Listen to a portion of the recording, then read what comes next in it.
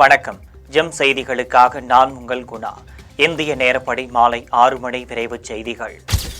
டெல்லியில் மக்கள் தொகை பெருக்கம், நகர எல்லைகள் விரிவாக்கம் குறித்த கூட்டத்திற்கு மத்திய உள்துறை அமைச்சர் அமித்ஷா தலைமை தாங்கினார். எல்லை மாவட்டங்களில் மக்கள் தொகை மாற்றங்களை ஆய்வு செய்ய உயர்மட்ட குழுவுக்கு அவர் உத்தரவிட்டார். பிற நாடுகளுடனான எல்லை பகுதிகள், பெருநகரங்கள், தொழில்துறை நகரங்களை மதிப்பீடு செய்யுமாறு குழுவுக்கு அவர் உத்தரவிட்டார். அசாமின் ஜோர்ஹாட் விமானப்படை தளத்தில் இருந்து புறப்பட்ட விமானம் கீழே விழுந்து நொறுங்கியது. இதில் அந்த விமானத்தில் இருந்த விமானப்படை வீரர்கள் 5 பேர் பரிதாபமாக உயிரிழந்தனர். இந்த விமானத்தில் இருந்த விமானிகளில் ஒருவர் பலத்த காயங்களுடன் உயிர் தப்பியுள்ளார். அவருக்கு மருத்துவமனையில் தீவிர சிகிச்சை அளிக்கப்பட்டு வருகிறது. இந்த விபத்து தொடர்பான விசாரணை நடத்த இந்திய விமானப்படை உத்தரவிட்டுள்ளது. அசாமில் விமானம் விழுந்து நொறுங்கியதில் விமானப்படை வீரர்கள் 5 உயிரிழந்ததற்கு பாதுகாப்புத்துறை அமைச்சர் ராஜ்நாத் சிங் இரங்கல் தெரிவித்துள்ளார். அதில் வீரர்களின் துணிச்சலும் தொண்டும் எப்போதும் நினைவு கூறப்படும் என்று குறிப்பிட்டுள்ளார்.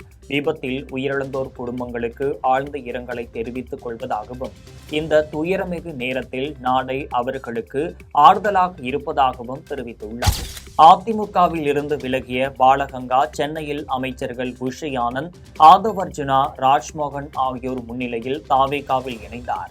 இதேபோல் பாஜகவில் இருந்து விலகிய விஜயதாரணையும் அமைச்சர்கள் முன்னிலையில் தாவேகாவில் இணைந்துள்ளார். திமுக மகளிர் அணியின் கூட்டம் சென்னை தேனாம்பேட்டையில் உள்ள திமுக தலைமையகத்தில் நாடாளுமன்ற உறுப்பினர் கனிமொழி தலைமையில் நடைபெற்றது.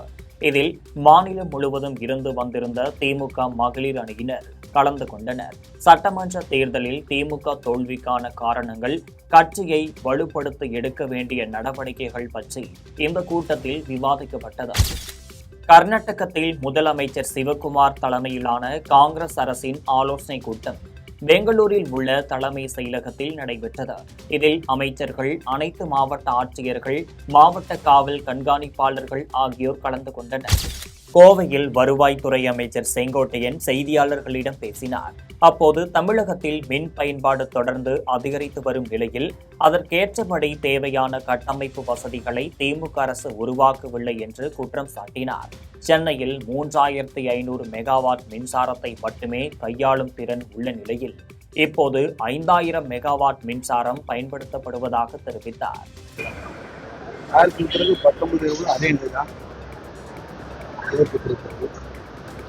தண்ணீர் கூடுதலாக இருந்தால் மட்டும்தான் அங்கே இருக்கிற பொறியாளருடைய கருத்து.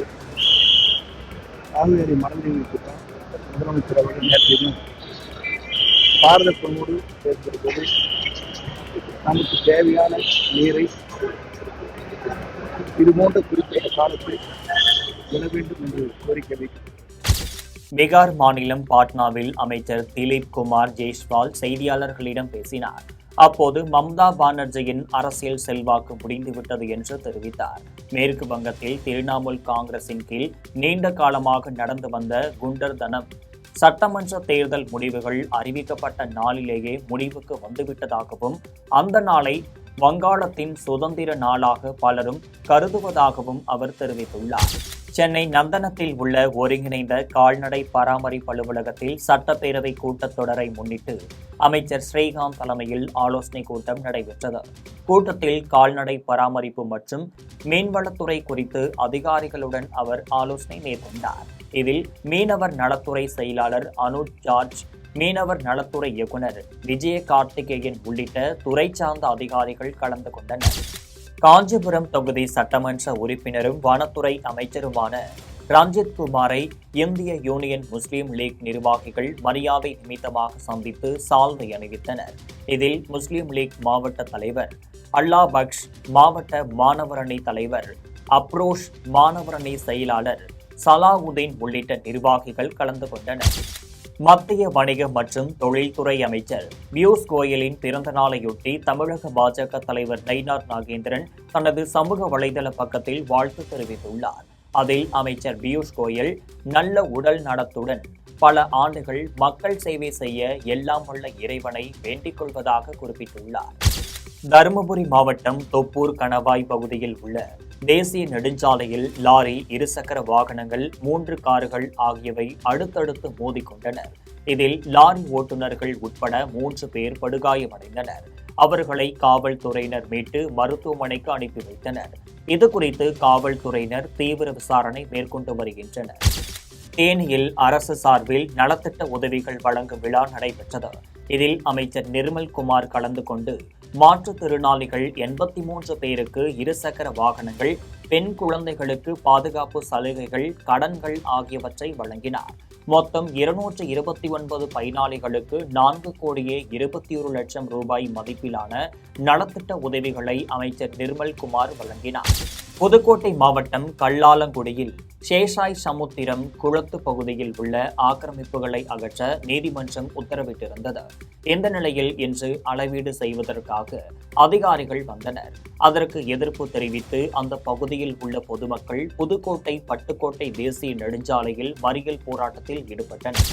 உத்தரப்பிரதேசத்தின் அசாம்கரில் முதல்வர் யோகி ஆதித்யநாத் 955 கோடி ரூபாய் மதிப்பிலான வளர்ச்சி திட்ட பணிகளை தொடங்கி வைத்து அடிக்கல் நாட்டினார்.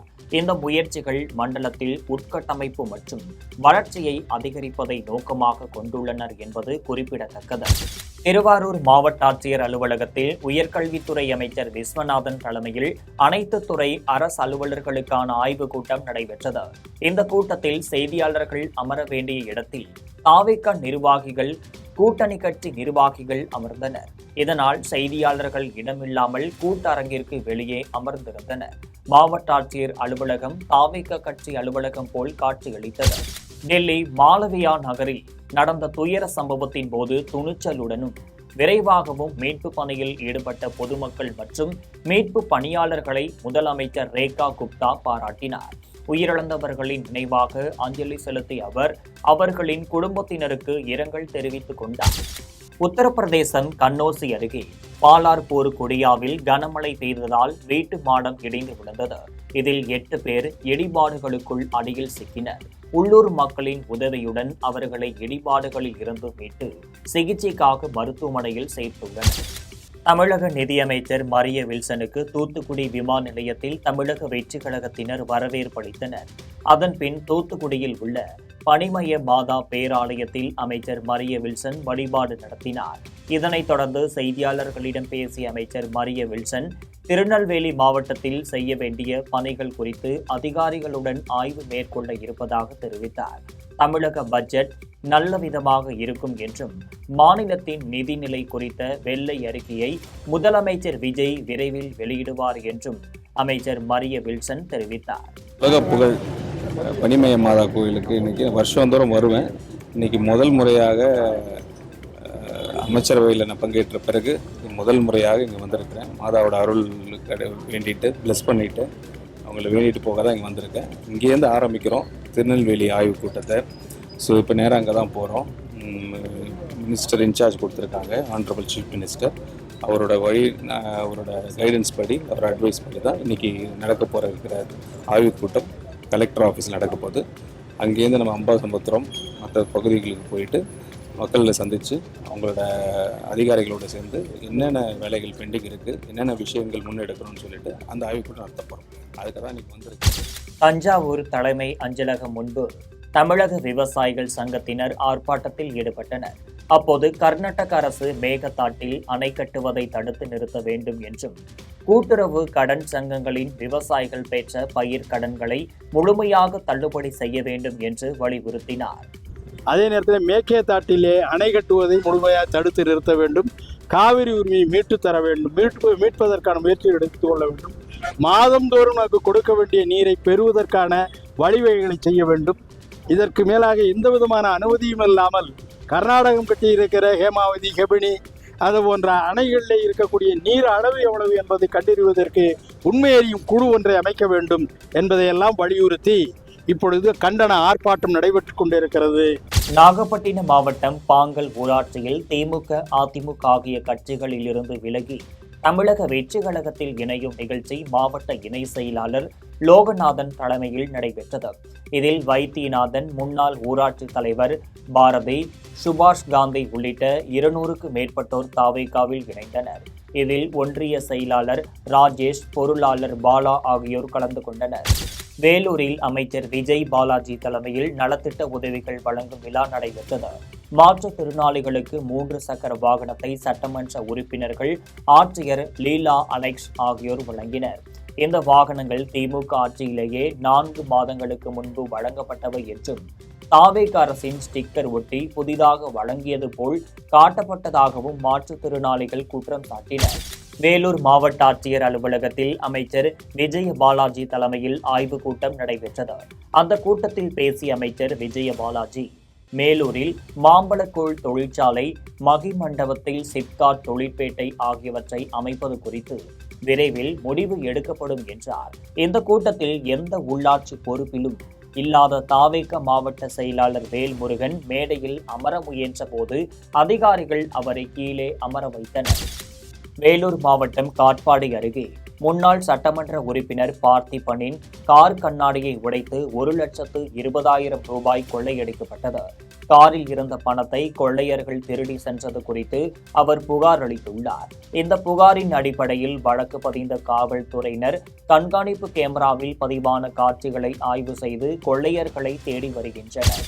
வேலூர் மாவட்டம் கொணவட்டம் அருகே திடீர் நகரில் உள்ள பழைய பொருட்கள் குடோனில் தீப்பிடித்தது. தகவலறிந்து வந்த தீயணைப்பு துறையினர் 1 மணி நேரத்திற்கு மேலாக போராடி தீயை கட்டுக்குள் கொண்டு வந்தனர். இந்த தீ விபத்தில் குடோனில் இருந்த 3 டாடா ஏசி வாகனங்கள், 1 கார் மற்றும் 2 சிறிய சரக்கு வாகனங்கள் எரிந்து சேதமடைந்தனர். மின்கசிவால் தீ விபத்து ஏற்பட்டிருக்கலாம் என முதற்கட்ட விசாரணையில் தெரிய வந்துள்ளது. இது குறித்து காவல்துறையினர் தீவிர விசாரணை நடத்தி வருகின்றனர். மதுரை மாவட்டம் கொட்டாம்பட்டி அருகே பாலாற்றின் குறுக்கே 9.5 கோடி ரூபாய் மதிப்பில் தடுப்பணை கட்டும் திட்டம் தொடர்பாக மேலூர் கோட்டாட்சியர் சங்கீதா தலைமையில் சமாதான கூட்டம் நடைபெற்றது. இந்த கூட்டத்தில் பங்கேற்றவர்கள் தடுப்பணை கட்டும் இடம் குறித்து மாறுபட்ட கருத்துக்களை முன்வைத்தனர். சூரப்பட்டில் கட்ட வேண்டும் என்று ஒரு பிரிவினர் வலியுறுத்தினர். அரசு முதலில் அறிவித்த இடத்திலேயே கட்ட வேண்டும் என்று மற்றொரு பிரிவினர் கோரிக்கை வைத்தனர். இந்த அணை கட்டப்பட்டால் சிவகங்கை மாவட்டத்தின் பல ஊர்களில் தண்ணீர் தட்டுப்பாடு ஏற்படும் என கவலை தெரிவித்தனர். சொல்லி நாங்கள் கேட்டுக்கோம், அங்கே கட்டுனா அது ஒரு மேடான பகுதி, அங்கே கட்டுனா தண்ணி கரெக்டாக வந்து அந்த நாகமங்கலம், இந்திரா நகர் 88, அதாவது அங்கே இருக்கிற கேணி வந்து பார்த்திங்கன்னா 88 கேணி இருக்குது. இப்போ நம்ம சொல்கிற இடத்துல வந்து நான் 390 கட்டுனா 88 கேணி வந்து பயனடைவாங்க. விவசாயிகளுக்கு பூரா பயனடையக்கூடிய வாய்ப்பு. ஆஸ்திரேலிய ஓபன் பேட்மிண்டன் தொடரின் பெண்கள் ஒற்றையர் பிரிவுக்கான அரையிறுதிப் போட்டி சிட்னியில் நடைபெற்றது. இந்த போட்டியில் இந்தியாவின் PV சிந்து ஜப்பானின் அகானே யமாகுச்சி உடன் மோதினார். இதில் சிறப்பாக விளையாடிய அகானே யமாகுச்சி 2-0 என்ற செட் கணக்கில் வென்று இறுதிப் போட்டிற்கு முன்னேறினார். இதன் மூலம் இந்தியாவின் PV சிந்து தோல்வியடைந்து தொடரில் இருந்து வெளியேறினார். கடலூர் மாவட்டம் சிதம்பரம் நடராஜர் கோவிலில் ஆனி திருமஞ்சனம் திருவிழாவின் கொடியேற்றம் நடைபெற்றது. இதில் ஆயிரக்கணக்கான பக்தர்கள் பங்கேற்று புனித ரிஷப கொடியேற்றப்பட்டதை கண்டுகளித்தனர். தஞ்சாவூர் மாவட்டம் விளத்தூரில் எழுந்தருளியிருக்கும் தில்லை காளியம்மன் ஆலயத்தில் வைகாசி திருவிழா நடைபெற்றது. இவ்விழாவின் முக்கிய நிகழ்ச்சியாக கடா வெட்டி இறைச்சி கறி சமைத்தும் கோழிக்கறி, முட்டை ஆகியவற்றையும் அம்மனுக்கு படைத்தனர். விழாவில் பங்கேற்ற பக்தர்கள் அனைவருக்கும் உணவு வழங்கப்பட்டது. அரியலூர் மாவட்டம் உடையார்பாளையம் அருகே அமைந்துள்ள மாரியம்மன் கோவிலில் தேர் திருவிழா நடைபெற்றது. இதனை முன்னிட்டு சிலம்பம் உள்ளிட்ட பல்வேறு நாட்டுப்புற கலை நிகழ்ச்சிகள் நடத்தப்பட்டன. அந்த ஊரில் வளர்க்கப்பட்ட ஜல்லிக்கட்டு காளை அம்மனை வணங்கி சென்றது பக்தர்களிடையே நிகழ்ச்சியை ஏற்படுத்தியது. இதனைத் தொடர்ந்து சிறப்பு அபிஷேகம் மற்றும் அலங்காரம் செய்யப்பட்டு மாரியம்மன் தேரில் எழுந்தருளினார். பின்னர் ஏராளமான பக்தர்கள் வடம் பிடித்து தேர் இழுத்தனர். அரியலூர் மாவட்டம் ஆண்டிமடம் அருகே தேவனூர் மகாமாரியம்மன் கோவிலில் தீமிதி திருவிழா நடைபெற்றது. இவ்விழாவில் நோம்பிருந்து காப்பு கட்டிய பக்தர்கள் அக்னி கரகம், பூங்கரகத்துடன் ஊர்வலமாக வந்து கோவிலை வந்தடைந்தனர். பின்னர் அக்னி குண்டத்தில் இறங்கி தீமிதித்து நேர்த்திக்கடன் செலுத்தினர். புதுச்சேரி மாநிலம் காரைக்கால் அடுத்த நெடுங்காடு புனித அந்தோணியர் ஆலயத்தின் திருவிழா ஜூன் முதல் நாள் கொடியேற்றத்துடன் தொடங்கியது. முக்கிய நிகழ்ச்சியான புனித அந்தோணியர் தேர் பவனி நேற்று நடைபெற்றது. முன்னதாக அருட்பணி பிரான்சிஸ், அருட்பணி அருண் டேவிட் ஆகியோர் திருப்பலியை நடத்தினர். அதன்பின் வண்ண மின் விளக்குகளால் அலங்கரிக்கப்பட்ட தேரில் புனித அந்தோணியர் வீதி உலா நடைபெற்றது. இதில் ஏராளமான கிறிஸ்துவர்கள் கலந்து கொண்டு புனித அந்தோணியாரை வழிபட்டனர். வடக்கு கடலோர தமிழக பகுதிகளில் மேல் ஒரு வளிமண்டல சுழற்சி நிலவுகிறது.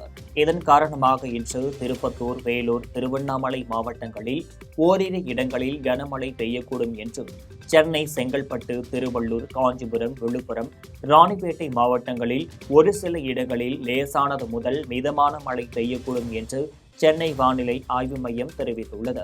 நாளை தஞ்சாவூர், திருவாரூர், மயிலாடுதுறை, நாகப்பட்டினம் மாவட்டங்கள் மற்றும் காரைக்கால் பகுதிகளில் ஓரிரு இடங்களில் கனமழை பெய்யக்கூடும் என்று தெரிவித்துள்ளது. இன்று காலை 8:30 மணியுடன் முடிந்த 24 மணி நேரத்தில் அதிக அளவாக திருநெல்வேலி மாவட்டம், நால்முக்கு, கன்னியாகுமரி மாவட்டம், நெய்யூர் ஆகிய இடங்களில் 7 சென்டிமீட்டர் மழை பதிவாகியுள்ளது. இத்துடன் ஜெம் செய்திகள் நிறைவடைகின்றன. மீண்டும் ஜெம் செய்திகள் இரவு 8:30 மணிக்கு.